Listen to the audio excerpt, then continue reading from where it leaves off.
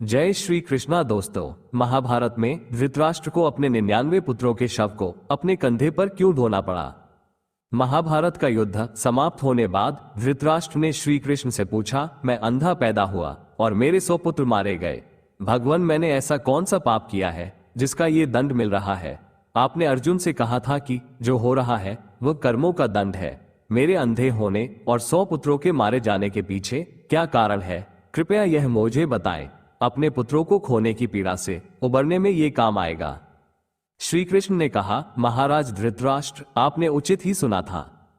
कर्मों का दंड भोगना पड़ता है, उससे किसी को छूट नहीं है। राजा और समर्थवान लोगों को कर्मों का दंड विशेष रूप से भोगना पड़ता है। ईश्वर उन्हें समर्थवान बनाते हैं तो उनसे ज्यादा जिम्मेदार होने की आशा रखते हैं।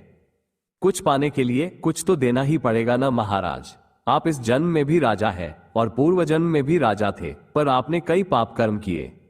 धृतराष्ट्र अधीर हो गए। वह बोले, केशव, मैंने इस जन्म में जो किया वो मेरे सामने है। एक राजा और एक बड़े परिवार का मुखिया होने के नाते मुझे वही उचित लगा।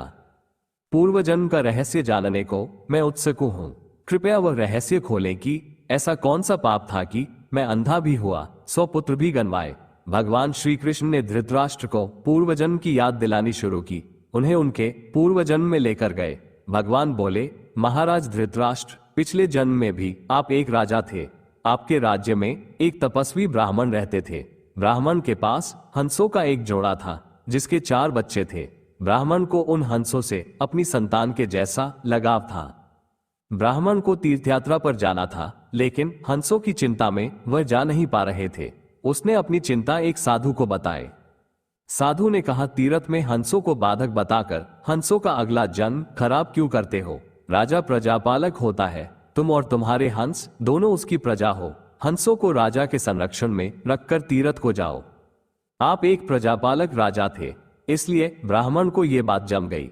वह आपके पास आया और अपनी सारी परेशानी कह सुनाई। आपने ब्राह्मण के तीर्थ से लौट आने तक हंसों की रक्षा का दायित्व स्वीकार लिया।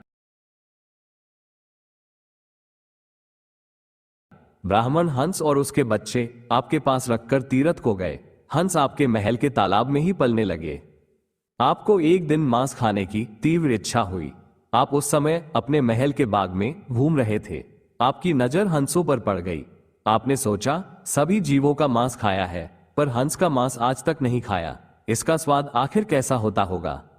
आप इसी विषय पर सोचते रहे और हंस का मांस खाने की इच्छा तीव्र होती चली गई। यह इच्छा अब पराकाष्ठा पर पहुंच गई और आप खुद को रोक ना पाए। आपने हंस के 2 बच्चे भूनकर खा लिए। उसका स्वाद आपकी जिह्वा को लग गया। हंस के एक एक कर 100 बच्चे हुए। आप सबको खाते चले गए और हंस का जोड़ा संतानहीन होकर दुख में मर गया।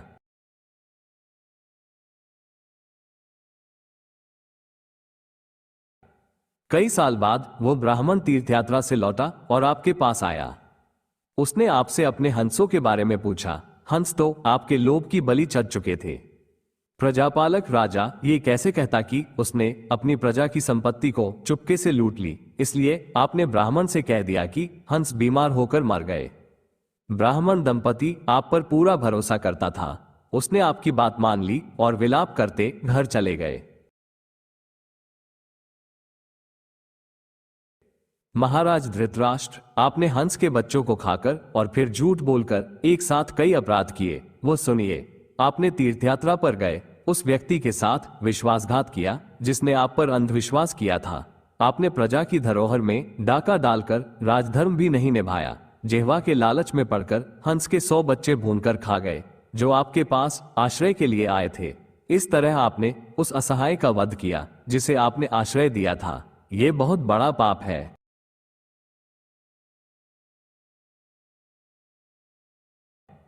हे राजन, इन घोर पाप कर्मों का आपको दंड मिला है। जैसे आपने जिह्वा के लालच में हंस के 100 बच्चे मारे, वैसे ही आपके 100 पुत्र हुए लालच में पड़कर मारे गए।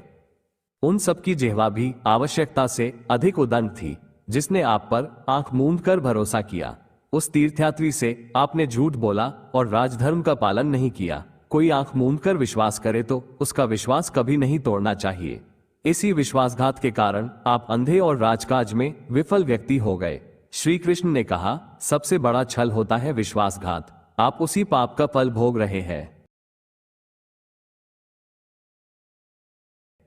तो दोस्तों, आज की वीडियो में सुनाई गई धृतराष्ट्र के कर्मों की कथा आपको कैसी लगी, हमें कमेंट बॉक्स में लिखकर जरूर बताइए। चैनल पर नए हो तो चैनल को सब्सक्राइब करें और वीडियो को अपने दोस्तों व परिवार वालों को जरूर शेयर करें। बोलो जय श्री कृष्णा, राधे राधे।